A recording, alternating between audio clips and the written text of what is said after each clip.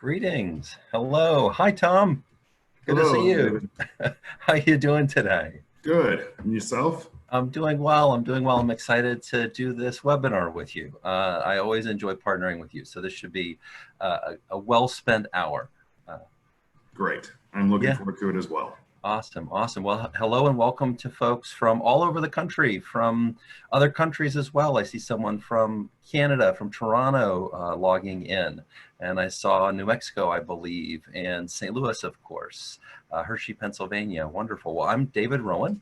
I'm a psychologist and a consultant at Psychological Associates, and I'll be co-facilitating our webinar today. And of course, I'm joined by my colleague who can introduce himself. Well, thank you. I'm Tom Brooks. I'm also a consultant with Psychological Associates. And David and I have been team members together for quite a while. And we're looking forward to sharing some new learnings with you. Yeah, I hope folks have been able to get to our website and join us for some of our prior webinars on emotional intelligence and resilience and some of the people skills we need to manage through challenging times. That's what our webinar series has been about. And today is no exception. We find ourselves at an interesting crossroads. We've been through the first major change with COVID-19 of working from home, and that's been interesting. We've navigated the first hurdle of life in quarantine, and now as we're looking at all of these different options for phasing back into work, there are other changes that we're going to be having to adapt to, and that's really what today's webinar is all about. It's understanding how people react to change from a sort of business psychologist perspective. And we've got a bunch of people logged in. It looks like just about everybody's here.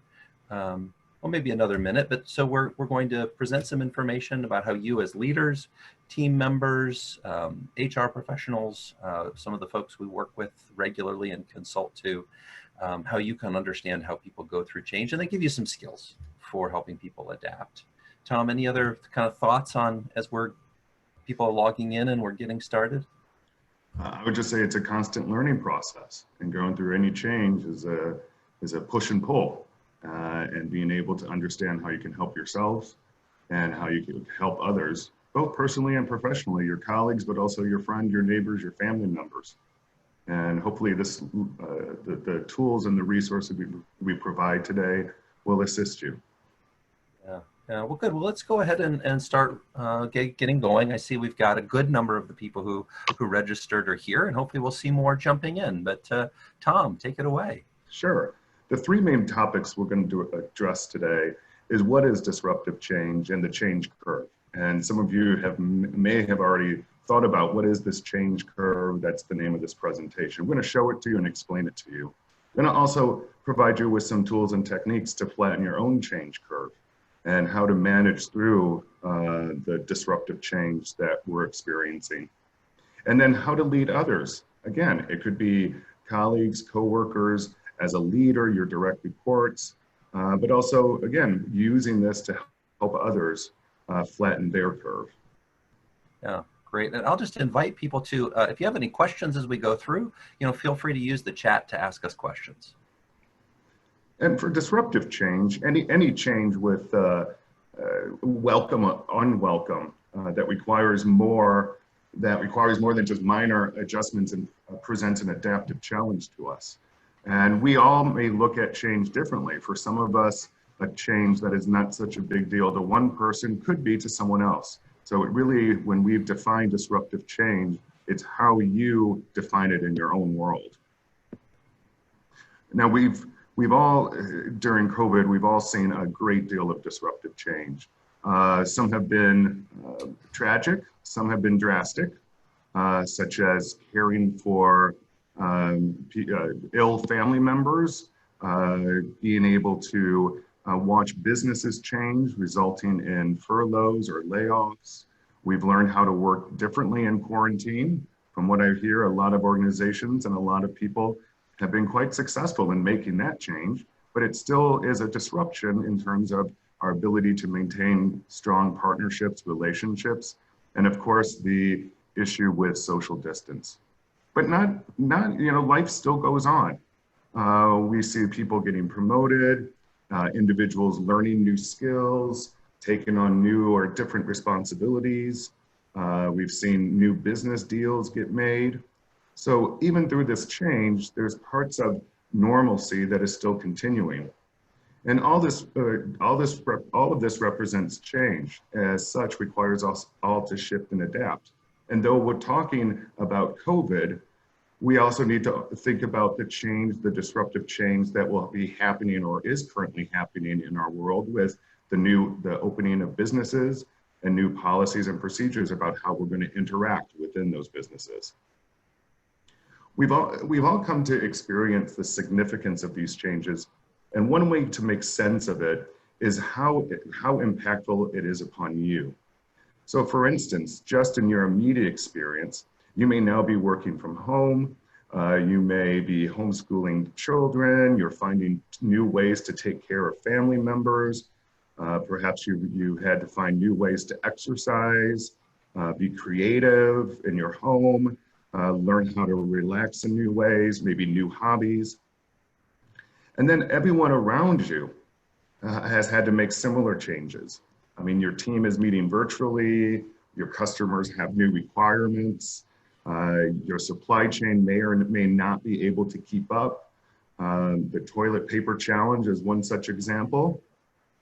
And then in the broader world, the wider world, where we have seen in the news that, and perhaps with your friends who are international, that people all over are just like us and are struggling and trying to adapt and adjust to all that is happening and all that is going on around us at this time.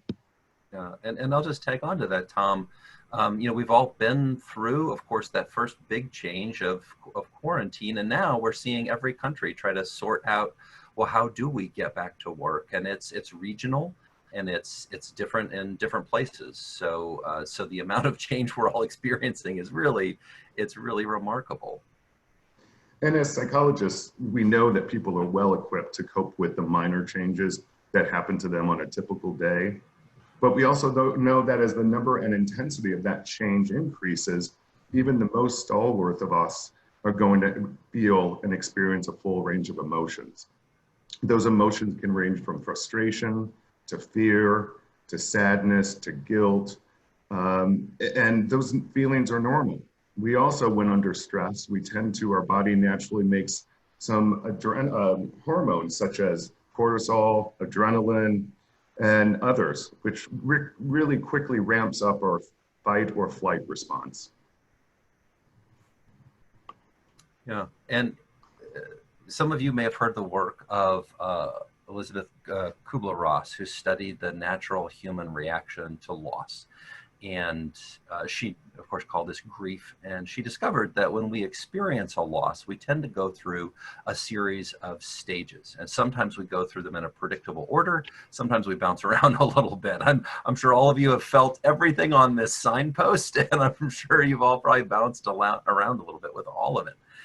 She posited, though, that it starts with denial and then includes anger, bargaining, depression, and acceptance. And of course, this model has been applied to the workplace. And it's that change curve Tom had noticed before. When you think about all of those emotions folks are going through, it's understandable that concentration, focus, morale, engagement would be impacted. And actually, there's a predictable reaction. If you graph productivity and morale over time, you see what's been called the change curve.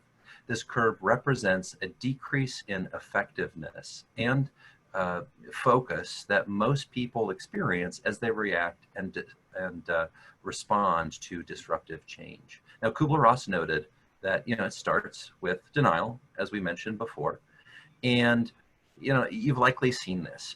People don't know what to think of this new thing. When we all heard about COVID for the first time, there was a lot of confusion, and we thought perhaps it wouldn't affect us at all.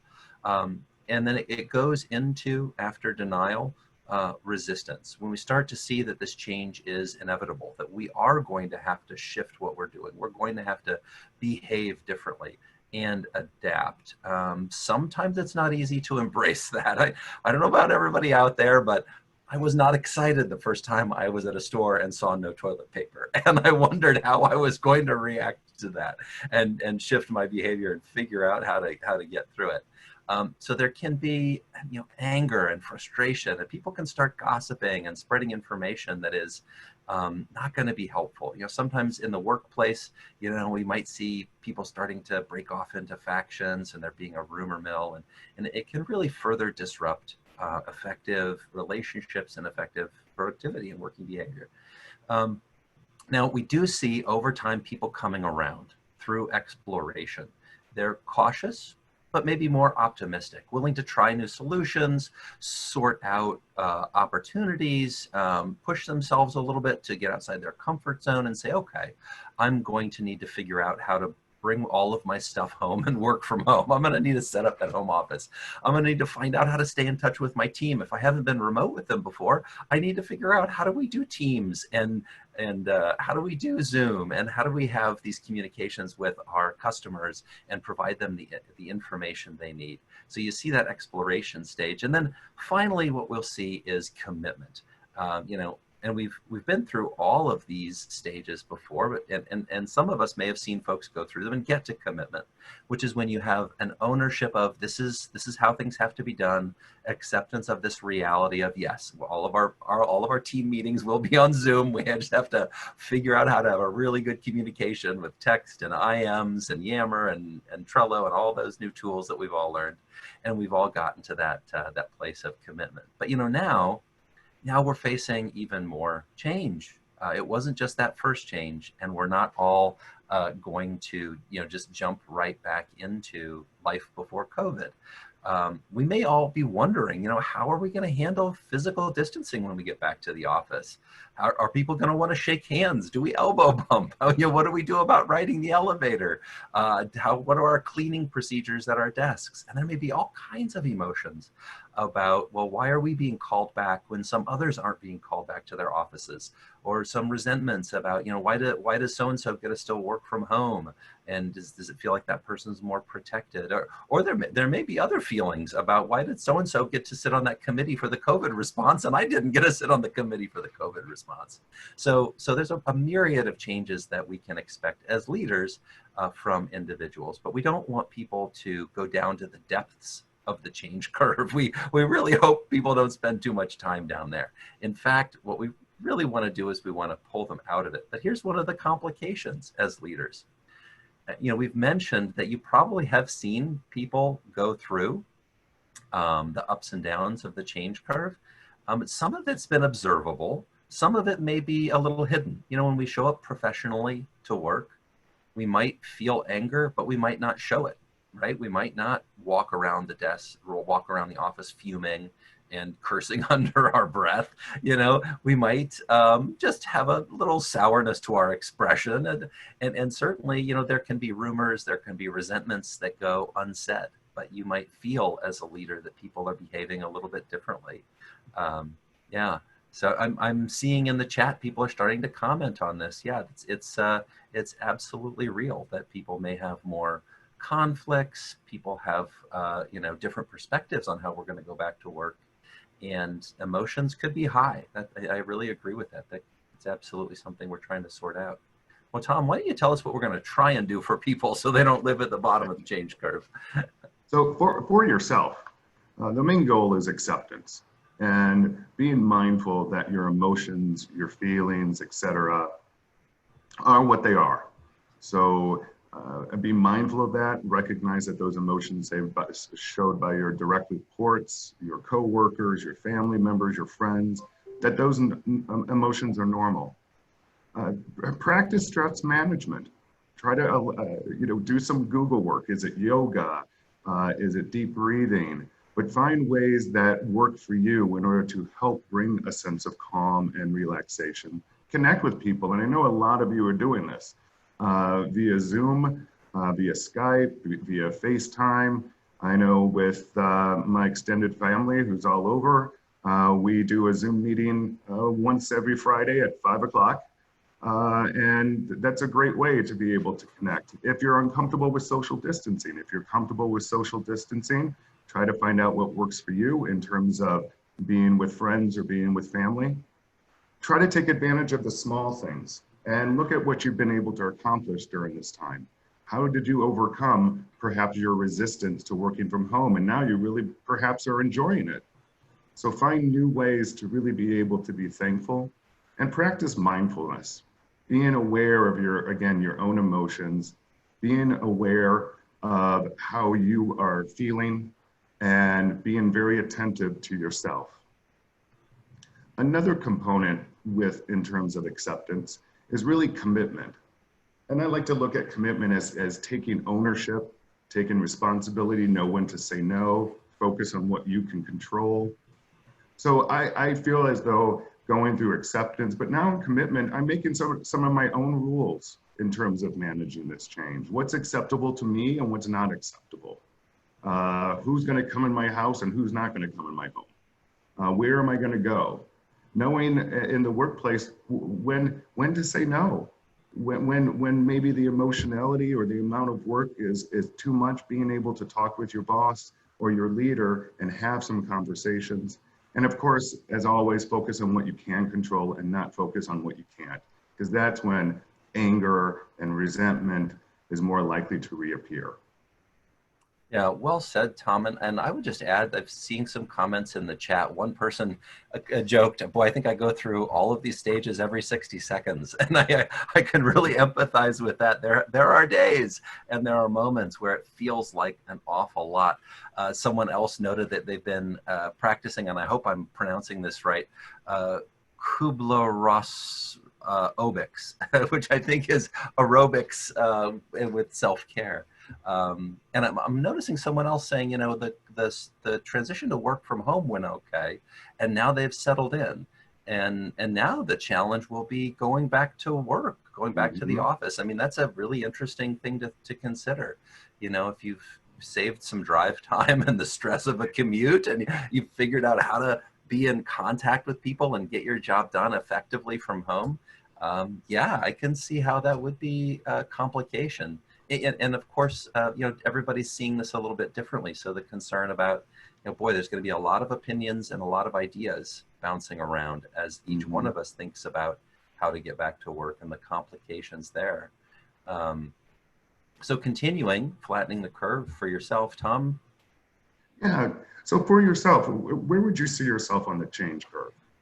And let's think about the change curve as it relates to COVID, but also let's think about the change curve as it relates to going back to work and going back to your office space or going back to the restaurant job.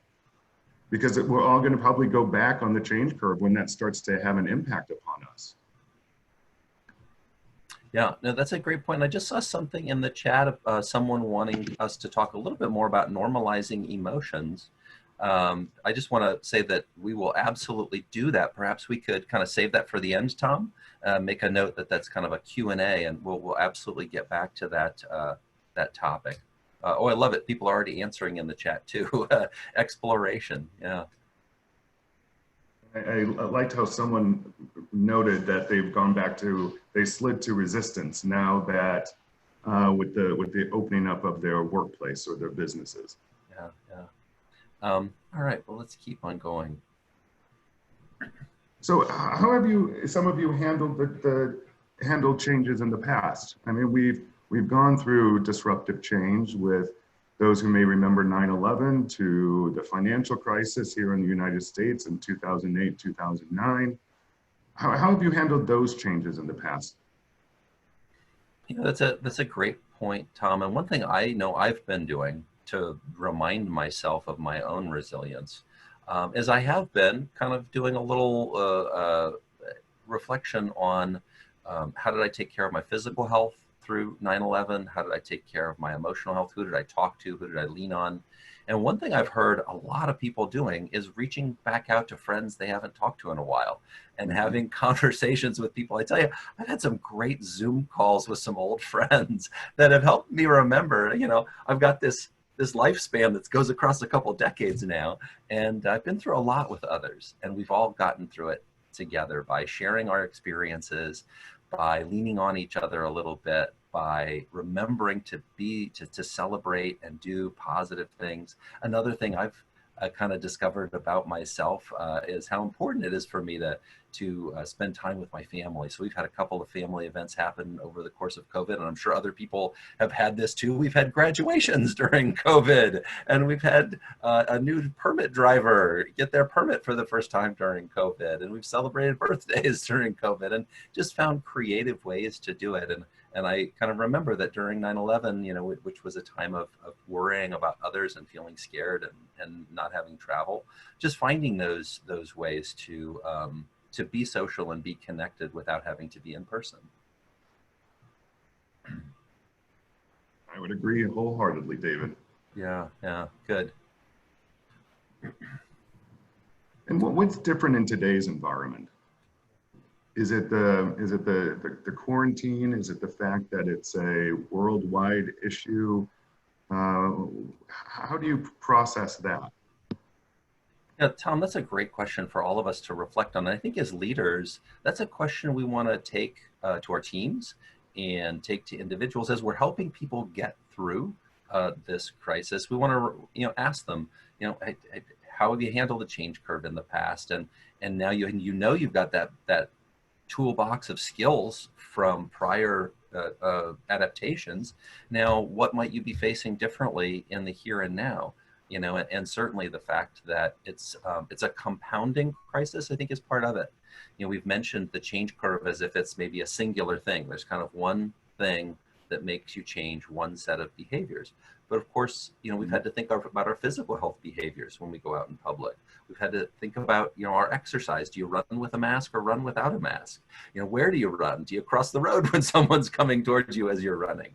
Can you go to the gym or not? It's changed how we think about our finances. People's retirements have been shifted. It's changed how we think about our careers and where we want to focus. It's changed relationships, as you mentioned, Tom, internationally sometimes.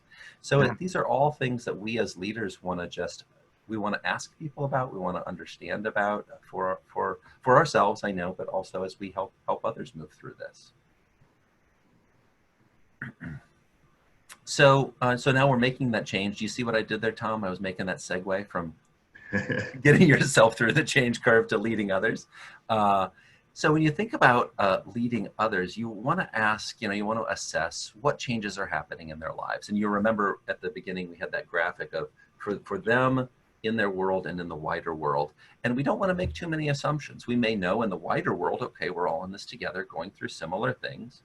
And then we may know a little bit about their world because we work with them, right? We see them on a day-to-day basis. We understand the projects and the challenges that they're working on and the complications of their jobs.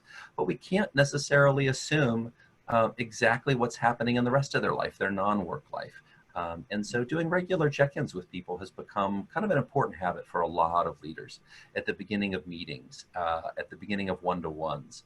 Hey, has anything changed? You still doing all right? Anything new with your kids, your mom, your dad, your relatives, your home situation? Because these things can change rapidly at this point in time. Some we may have had some important team members who, unfortunately, but just the reality of it. Some people have lost team members because they've been furloughed or potentially laid off. We may be doing new work that we've never done before. And so, some of those complicated challenges may make our jobs a little bit more difficult, and it may be hard to ask for help right now. You think about the people on your team, the people you're leading, and they may be thinking, boy, I've really got to prove my value. I've really got to show everybody that they were right to keep me, And so, gosh, I don't know if I should ask my boss for help. The boss is doing so many things too. So we need to think about why might they be hesitant if they're down in resistance or just starting to turn the corner on the change curve and get into experimentation. Well, it's interesting, David. Yeah. Go ahead, Tom. Yeah. So one of the things for the leaders on the call, in some of my coaching conversations early on under quarantine, a lot of leaders were more focused on how we're going to get this done, how we're going to make it happen, how we're going to transfer to home. And when I would ask them, well, how is your team doing? Oh, they're fine. They're working. They got their emails. But how are they doing? And I think it's an important piece to take away for the leaders on the conference call is to just remember to check in, as you mentioned, David, check in with the team and really find out how they're doing and how they're coping rather than just assuming since they sent an email, all is well. Yeah, that's a great point. During times of uncertainty where we can't do the office walk by, I don't know about everybody else, but I love the office walk by, just to go check in on my teammates and see how everybody's doing. And in the middle of a Wednesday afternoon, we can't do the office walk by and read facial expression and body posture and just kind of gauge the demeanor of the person. So we have to we have to do it a little bit more proactively, I think. Yeah. So how can we flatten the change curve when leading others? Well, first, it helps to know what stage they're in. If they're in struggling through denial, if it's the early stages, accurate information is key. And I saw in the chat earlier, someone mentioned that they are so appreciative of the transparency and open flow of information at their company. And when they've seen that transparency and open flow of information in other organizations, that's been a great way to help people get through denial more quickly. It's one message, it's a consistent message, it's an accurate message, it answers questions proactively so people aren't left in the dark wondering, what's happening, when are we going back, who is thinking about me and my role, what's my role right now. So that information piece is so key to help people work through denial. Now, next is to support folks when they're in resistance. At Psychological Associates, we talk so often about what listening really is. And, I think sometimes we think we're listening, but we've all had the experience of we're sort of listening to someone, but really we're ticking through our to-do list.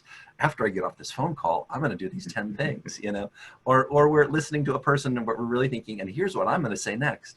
You've really got to pause that. And you really have to kind of settle yourself down and say, I need to listen with everything I've got to the person. If I'm giving them this time and interacting with them to help work through an issue or gather as a team to make a decision and make a plan, I want to make sure I'm hearing people. So I'm asking questions. I'm also sharing things. Just because you're listening doesn't mean that you don't have anything to offer once you've heard them out. Of course, you can model your stress management skills. And in fact, modeling stress management is a great thing leaders can do to be inspirational. Hey, here's how I kept my physical health up. Here's what I've done to manage the workload. Here's how I've prioritized. Here's an organizational tool I've used that saved me a lot of time and headaches. So I think all of that can be done in that resistance stage. And then when it comes to exploration, be a little patient with people. It's, we need to have expectations. We talked in the emotional intelligence webinar that we can't have no expectations of people during a crisis, right? But we also can't have such high unrealistic expectations that they're never going to get there. We need to calibrate our expectations and maybe calibrate them day to day, week to week, month to month. What can you get done today? What's reasonable that I ask of you? Give that feedback, give that clarity of purpose and clarity of mission. Boy, it's more important than ever that leaders reinforce your mission. Why are we here? What are we trying to accomplish? What are we delivering for our clients? What's the value we're bringing? That the more you can do that now, because people need meaningful work. They need to feel like they're making a contribution, like what they're doing when they show up to work every day matters. And so if you can reinforce that message for folks right now, they're going to really appreciate that. They're going to say, oh, okay, that, yeah, there's a reason why I'm showing up. There's value I'm adding. That's why it's so important that I'm here every day performing. And I think sometimes during a crisis, leaders might say, oh, now's not a time for coaching. I'm not going to worry about it. But actually, this is a learning moment. This is a great moment to point out what people are doing right, what people are doing well, how people are being creative and solving problems and coming together. And those are, sometimes when we think about coaching, we think, oh, well, when somebody does something wrong, we coach them, right? No, you also coach when they do something really well. You reinforce it. And if they've done 80% of something and you needed 100%, well, sure, this is still an opportunity to let them know how they can close that 20% gap. And then finally, it's commitment. And that's what Tom was talking about earlier. And I think he said it very well. You just want to encourage those opportunities for ownership and kind of full participation in the team. Tom, you have any thoughts as we're kind of moving through here? Well, No, I think Vernon, I believe, had mentioned in the chat about communication overload. And we're going to talk a little bit about that later, Vernon. But I think that's where the exploration, the clear direction, having a consistent message from your boss or from your leader, and having that level of communication and the information you need to really, one, feel safe.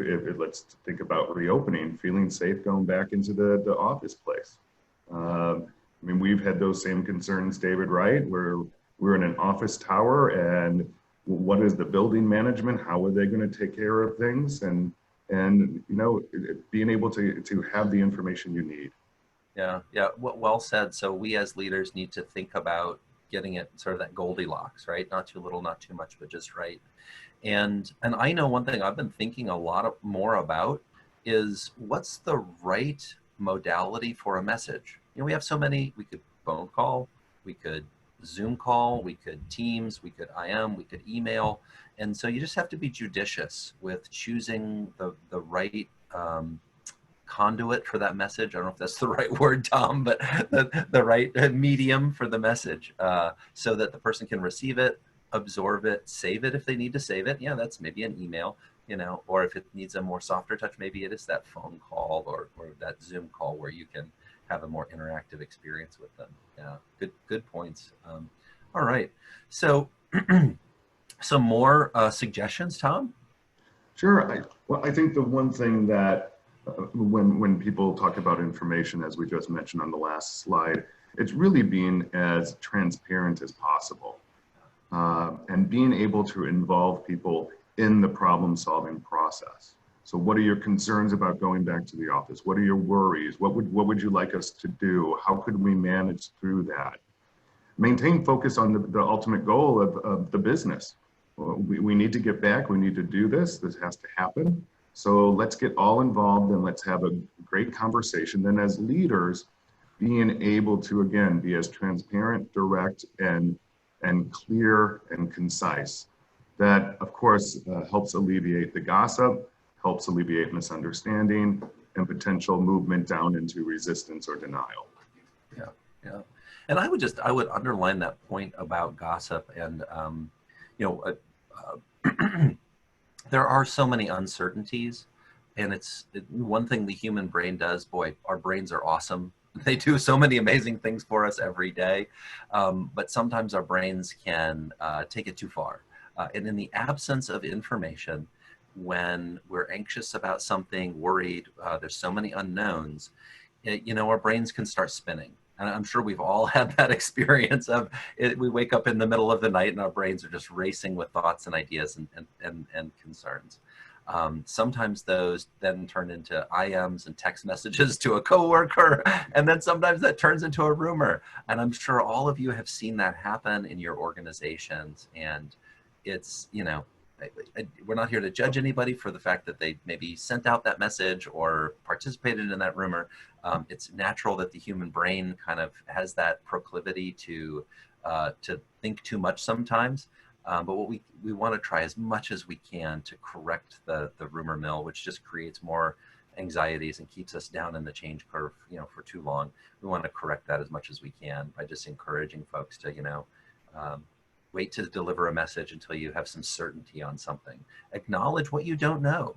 You know, it's okay to say, as a leader, you know, we always want to have the answers, but as a leader, it's okay to say, you know, right now I'm not sure. I don't want to speculate. I don't want any of us to speculate because we could speculate all day long. We know what we know. Let's live with what we don't. And one thing, Tom, I'll share. You know, I think there's this assumption that somehow before COVID, we just knew everything and there weren't any unknowns, you know, and now we're in a time of unknowns. Well, let's be realistic. We've all been living with unknowns our whole lives. There's all kinds of things we don't know. And we wake up in the morning and we get going and we go to work and we do our jobs in spite of that. And this is really not that different. There were lots of unknowns in October, November, December of 2019. And, you know, there's lots of unknowns now. And we all have the capacity to live with that reality. And so just reminding your teammates, reminding your direct reports, you guys got this. You do it all the time. It's going to be okay. Let's just work with what we know. Other thoughts on this, Tom, before we advance? Well, I think you alluded to the resilience. I mean, Yeah. people are resilient, and we've done it before in different types of crises. It may feel like the end of the world at that moment, but we're all able to be resilient. Yeah, yeah, that's true. I see another question coming through the chat, and just want to note that we're seeing it. And how do you contend with so much, loss? It's really there has been a lot of loss for a lot of people. So that goes along with how do you normalize emotions? We'll maybe put that to the end to discuss, Tom. So we've got kind of Sure. two topics for that. Yes, I Uh, made note. Great. Okay, so more on flattening the curve. Tommy, if you want to get going with Sure. this, yeah. Again, as David talked about with regard to addressing resistance. So now if you think about your coworkers, if you think about your friends, and you can place them on the change curve, uh, what you're learning is, okay, where are they at and what do they need from me? And how can I help them overcome either that resistance or denial or whatever they may be on that curve? Also leverage the people around you, leverage your other team members.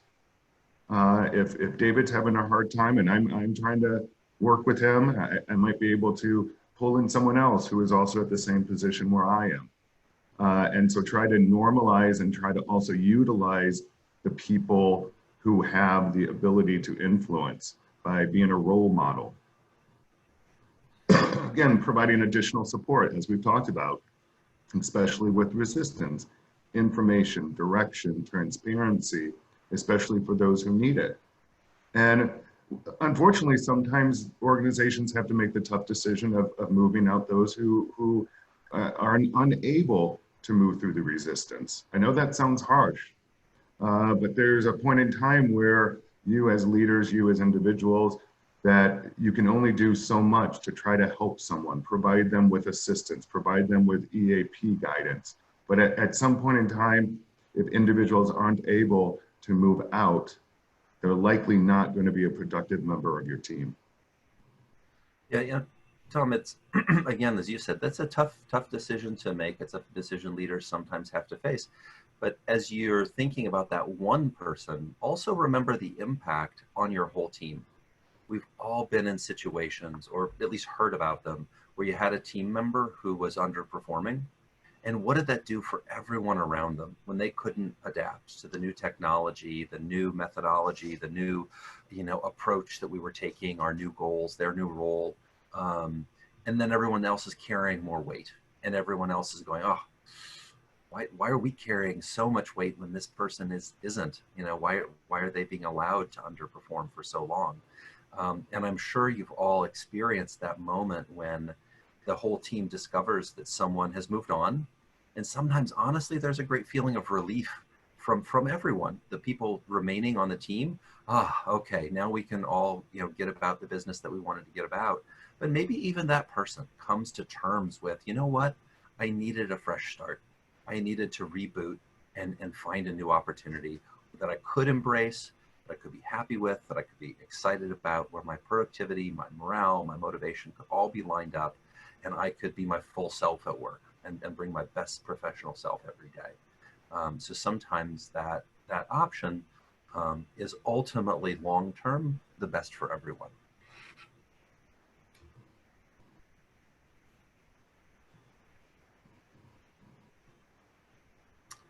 So we've had so many great thoughts in the chat, and this is an opportunity for us, I think, to start to address some of them. We've seen from folks some of the challenges of direct reports. We'd like to hear more if you have any other thoughts on that. And then, what adaptations? That's one thing we're also really curious about, if folks could share. And Tom, this may be a good time for you and I to start to answer those two questions that we got at the beginning and make sure we cover those as folks, go back into the chat and start to think about these things. So the first one that I recall was, normalizing emotions. Mm-hmm. How do you do that? And I'll speak to it first, and then, Tom, you feel free to jump in. First of all, you model it. I think that as a leader, you have an opportunity not necessarily to get into all of the very personal details of your life, but to share a bit about how you experience emotion at work as a professional and as a person, as a human being, how you keep yourself together every day, doing a great job for your company, accomplishing all of the tasks you need to accomplish, how you balance things in your life. And obviously, these are discussions that may happen one-to-one. Every one of us has a different sense of what we're willing to or feel comfortable disclosing, and that's okay. You know, there's not one perfect leader. There's not one perfect shape, size, way of being a leader. It's what do you feel comfortable doing? But you can do it through modeling. The next thing you can do is do it through stories, metaphors, and examples. It can be I know someone who went through all of this and this is how they felt and this is how they got through. Here's a story of someone at our company, a mentor I once had, a boss I once had, and here's how they got through it. And I think those stories can be inspirational to people. And they're a little less personal than telling your own story about your own adaptations and struggles, but they do normalize it and they let the person know, you know what, other great leaders have had tough times. Other people who've been very successful in life have gone through bumps in the road, and that's actually to be expected. So those are some thoughts on how to normalize the emotional side of things. Tom, thoughts? Yeah, and I think also for other people, just supportive. I mean, I know, David, I had a friend back in March who traveled 80% of the time, single, lives alone, and thought it would be great. And 2 weeks in, we social distanced in the backyard, and she was just crying and extremely, extremely emotional because she was not used to being home. She actually missed the travel and her work. So normalizing that, it's okay to feel that way. It's okay to have those tears. Yeah, yeah. I I've heard numerous stories like that, and I'll also say, um, if you're adapting well, that's okay too. That it's there are some for whom this has been a tremendous struggle and they felt a deep sense of loss. There are others who had been working from home anyway and were happy to see their family members come and work from home with them. And there are some whose businesses have not suffered. They haven't had layoffs. They haven't had furloughs. Their supply chain is strong and their customers are there and they keep plugging away, and they may be looking around them going, well, gosh, I haven't actually felt a lot of emotions at all. I know other people are, but it's okay if you're not one who even went through the change curve. If you're one who said, gosh, not that much changed for me. So I think, again, it goes back to the normalized full range of experience. So many people are going through so many different things. Your individualized experience is okay. It's okay if it's harder for you to come off the road and have to work from home. It's okay if there are family members who you're having to spend more time taking care of, and that's your experience. And some days are easy, and some days are frustrating. So I think it's non-judgmental, it's empathetic, it's using all your emotional intelligence skills, your active listening skills. Yeah. Yeah. Um, the next one was, how do you contend with multiple losses? I saw that come up and wanted to speak to a concept called compassion fatigue. And compassion fatigue comes from the medical community. I used to work in more of a medical setting as a leader and provider. And we often talked about the reality that so many folks in that field just give their heart out every day to their patients, to the folks under their care, and their family members. And sometimes they have great success and people recover and go home and are healthy and they're just exuberant about that. And sometimes patients don't recover. And so folks in the medical field feel those losses. And at times those losses can build up. And we sometimes call that compassion fatigue. I think all of us might find that resonates a little bit more now than it ever has in the past. Compassion fatigue for what we see on the news from other countries and overwhelmed hospitals and overwhelmed caregivers.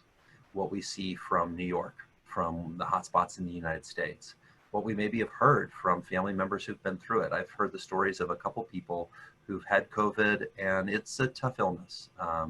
And my heart went out to them and the worry that their family went through as that person was in recovery and struggling through.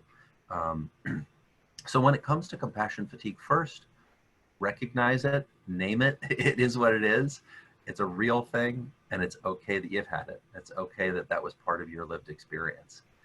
Number two, know that the change curve exists and that you're going to have all kinds of moments, low moments and high moments, and remind yourself of your resilience, your capacity to go through hard times. Hey, we all came through 08, 09, the Great Recession, and here we are. You know, we all came through 9/11, and here we are. And we dug deep, and we have skills for self-care, skills for connecting with others, skills for managing our lives, and we have resources, and we can reach out to those people in our lives who can provide us with the boost that we need. So it's take stock of those resources and leverage them now. Tom, your thoughts on how to contend with multiple losses? I think you said it perfectly, David. I think it's being mindful that, you know, you're going to have the high and the low days, and being able to think about. I know one person meant a loss of a job, is being able to really develop sort of a clear strategy and say, okay, so now what am I going to do? What are my skills, abilities, talents? How do I put those to good use? How am I going to spend my time? Am I going to devote 3 hours for looking for opportunities each day, and try to find what it is that what's next for you, rather than just sticking and staying in the spot you're at? Really thinking about your strategy, about where you want to be, where you want to go, what's it look like in 6 months from now or a year from now. Yeah. You know, I see another comment out there that it's hard to adapt when the change seems to come one after the other. And, you know, I would agree with that. I would agree that we are in a unique time of history, really, that pandemic, this is the first one I've ever experienced. And talking to my mom, who's been around for a few years, this is the first time she ever experienced anything like this either. And so I think it's okay to acknowledge that we are seeing waves of change come at us. And when we see those waves of change, we need to be even more attentive to ourselves, to self-care. We need to be more attentive and compassionate to those around us. We need to be able to slow down and be reflective. We need to acknowledge how much weight can we carry? What can we really do? What's our full capacity? And we can work to our capacity, but we need to acknowledge, you know, I'm reaching the limit of what I can actually do, and just put it out there and name it for what it is. I know one thing I've seen psych associates do that I've been very appreciative of, and I'll say I've been appreciative of my colleague Tom, is just acknowledging our own workflow and what's coming through the pipeline, and what are we ready to do, and what can we handle, and who's got bandwidth, and having some more negotiations. You know, and during pre-COVID times, we just would have been getting down to business, and work comes in and everybody tackles it, and we just go into town, and we don't have to stop and think, well, wait a minute, who can do this? Wait a minute, who's got time? Who's got energy? Who's got bandwidth? And so it is something that we've been more conscientious of and mindful about.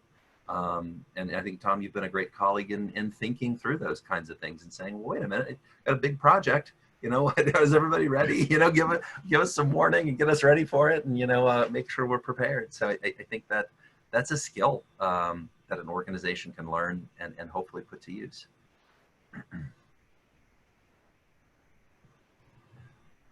Tom, other thoughts on that one? No, I would agree with what you said. That you know, it is being mindful and understanding and alert and communication, clarity. Yeah, it's everything. I think this quote says an awful lot. And so I want to pause on this one for a second. We've all heard people say, boy, I just can't wait to get back to business as usual.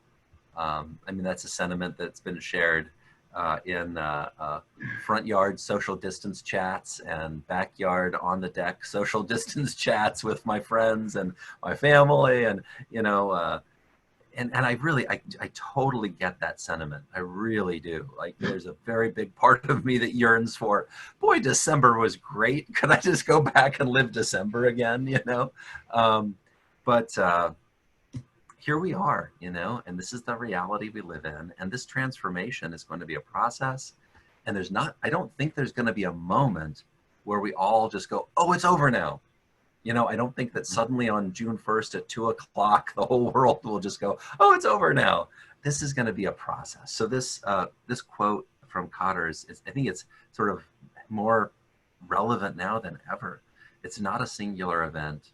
It's an ongoing process of exploration, of learning. It's a process of learning new things every day, that both good news and bad, of showing up for each other and being the best we can be with each other.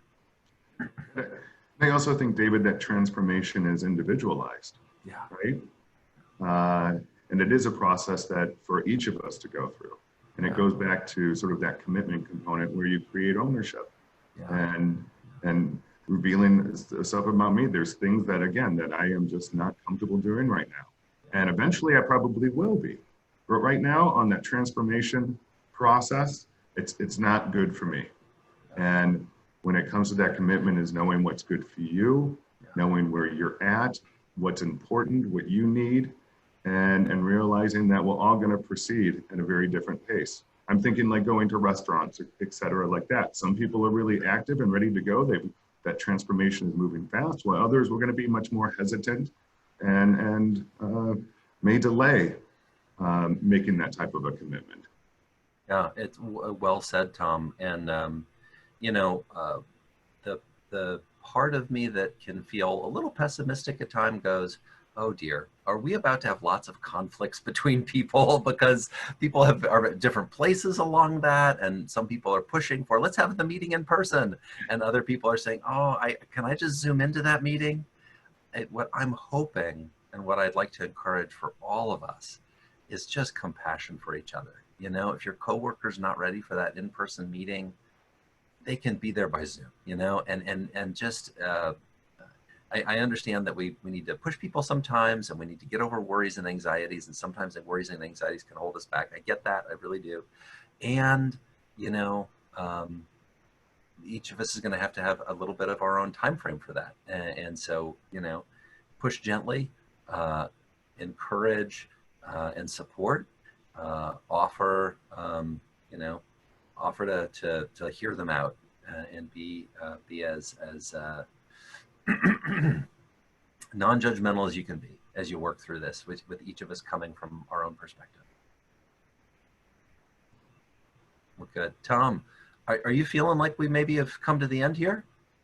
It seems like it. I think we've answered the questions that were in the chat. Yeah, and boy, we've had a super active chat. I just want to give a shout out to everybody who is in the chat. Awesome contributions, thoughts, ideas, sharing with each other, people telling stories. Just love that. For those of you who didn't have a chance maybe to read through the chat, I would encourage you to take a moment right now to, you know, scroll back and take a look, and really valuable information. Of course, we will be sharing the deck with everyone. We've got this recorded, and we would invite you to, if a colleague wanted to attend but couldn't make it, you know, we welcome them to go look on our website. Everybody will get an email with links so you can share it with them. But thank you all so much. We really appreciated it. And yeah, I think that takes, I think I've said everything I was supposed to say, Tom. Did I miss anything? No, I don't think so. Okay. Thank you, everyone. Great. All right. Thanks, everybody. Have a great day.